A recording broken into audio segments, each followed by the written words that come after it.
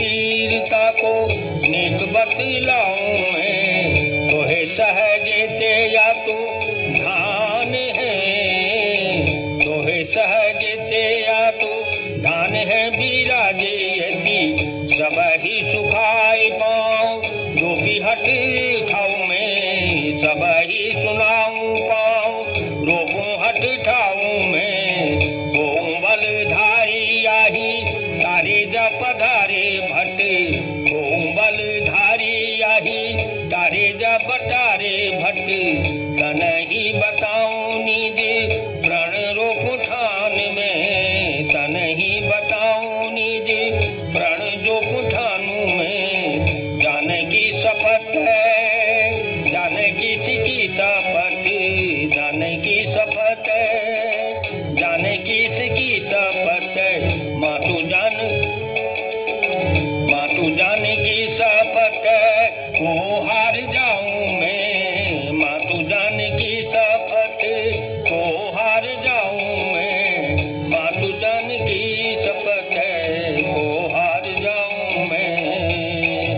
रावण, अरे राक्षस वीरों, इस बंदर का पैर उठाकर इसे पटक दो। राक्षस उठाते हैं, पांव को नहीं उठा सकते। रावण तब स्वयं ही पैर उठाने की चेष्टा करता है। अंगद, अरे नीच, मेरे पग क्यों पकड़ता है? भगवान रामचंद्र के चरण पकड़ने से तेरा उद्धार होगा। अंगद जाता है।